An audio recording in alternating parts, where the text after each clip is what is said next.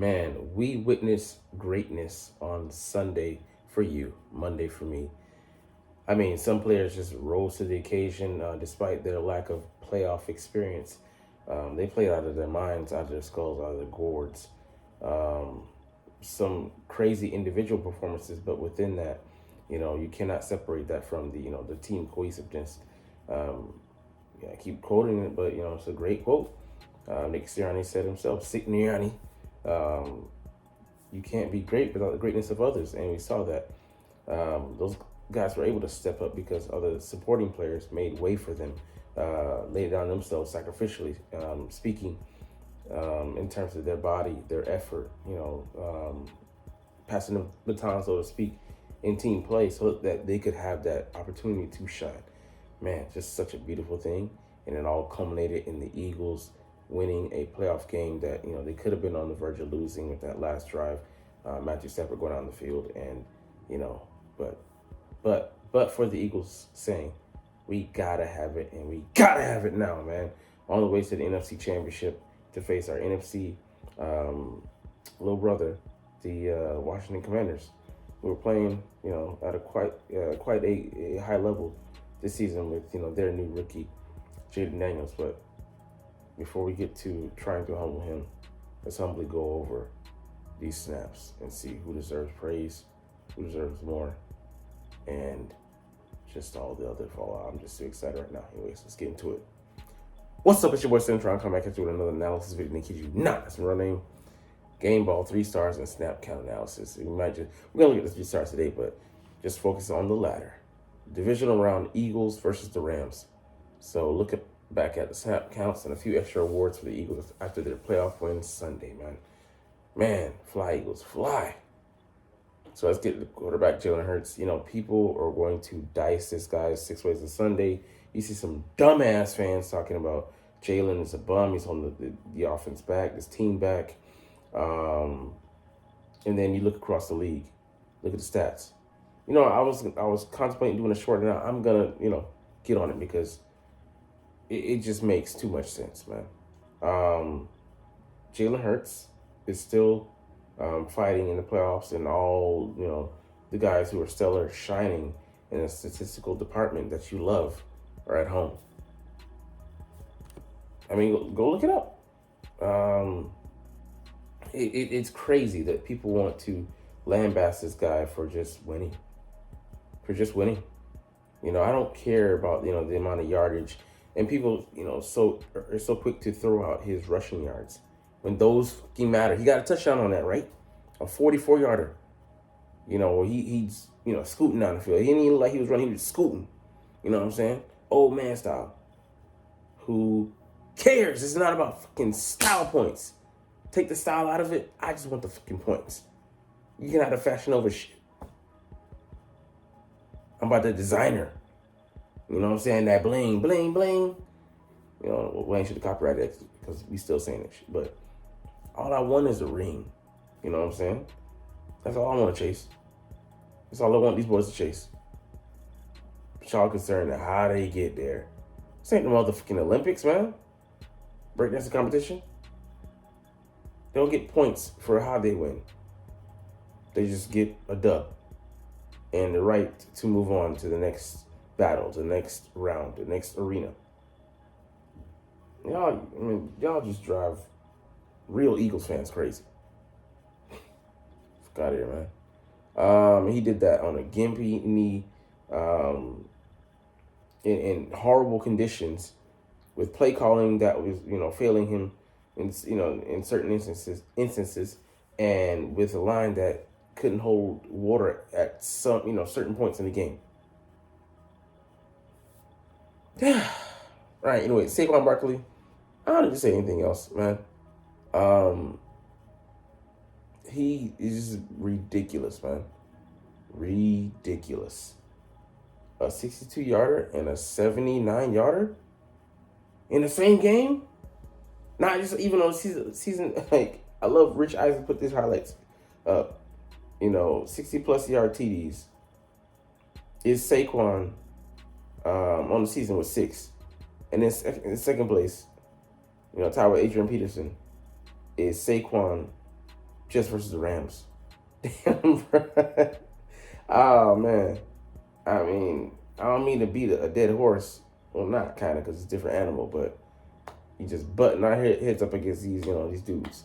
I mean, a Ram Dodge truck. And they wish they could dodge Saquon, but they can't. In the Jared verse, the multiverse, he out there writing different stories in his head. No, you the villain, and you've been properly vilified. All right, anyway, so I'm on a tangent. Kenny Gainwell didn't even notice, to be honest. Reed didn't notice the formation, but we were just trying to get up out of here. All right, the wide receivers got a lot of cardio, running routes, and I get it. AJ Brown, 3 catches on 10 targets for 24 yards. He doesn't look, exactly like himself, but I'm hoping that, the time off, hopefully if he advances to the Super Bowl, we can have some time to rebound, to, get healthy, just solve those wounds. Likewise with Devonta Smith, he's not as injured as AJ, but he's 100% right now, and I hope he, would get closer to that if he were to advance. Jahan didn't really, contribute a lot, and Johnny was used as a blocker, but, these guys still out there running routes because we know that we're going to need them. We're going to have to lean on them at some point. And, it exacerbates the run game that more, all the more, because, those guys are legit threats out there. All right, Dallas Goedert, just consistent, man. He had like 55 yards, 56 yards, 4 catches. Him killing the intermediate parts of the field, blocking, for guys, being that two-way weapon, in the run game and the passing game. So glad to have him. Just tired, man, sleepy. Damn. Grant Calcaterra, didn't really notice him, to be honest. E.J. Jenkins totally didn't. All right, the line. They deserve credit for, opening up the holes in the run game, but they deserve also the blame for, the revised game plan. The Rams thought they could go head up with us in the first matchup. Why you would think that with the size of your line, don't know. But they, ran a lot of games, twists, stunts up front, and, using the athleticism, they, created havoc for our line at times. Bringing guys, and then, you see Cam Jurgens letting the guy through, Mekhi Becton letting the guy through, and Jalen just, being a sitting duck, taking hits because his guys aren't passing off the games, very well. So, it is what it is, man.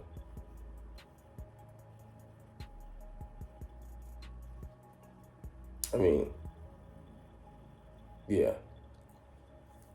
The ball ain't coming out, but, there's reasons for that. They're getting beat. Yeah. Play calling's got to be there. So there's caveats to all these, these things. Jalen has to find a way to, to get it out to, one of his reads on some of these. Damn. All right, the edge defender, Josh Sweat, was getting pressure. Wasn't his night as far as getting sacks, but he was out there getting some pressure. Nolan Smith, man, just a monster. Push on the edge, it's crazy. Setting the edge in the run game. Josh Hunt on a limited number of snaps, getting it done. I mean, yeah, very Brandon Graham-esque of Nolan Smith. 3 sacks in 2 playoff games. He's been huge.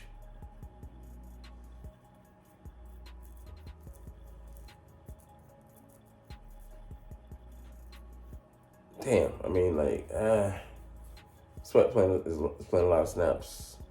I get it, but I mean, we're almost there. We're almost there to where we want to be, but it's cool. All right, interior. Jalen Carter he wrecked the game plan, man. 69 snaps, 7. He was double teamed. That's like over a third, crazy. And, he was letting other people eat when he was doing that. But when Williams at 44, he had some good pressure, setting the table. Moro Jomo got a sack. him burst up the middle. Jordan Davis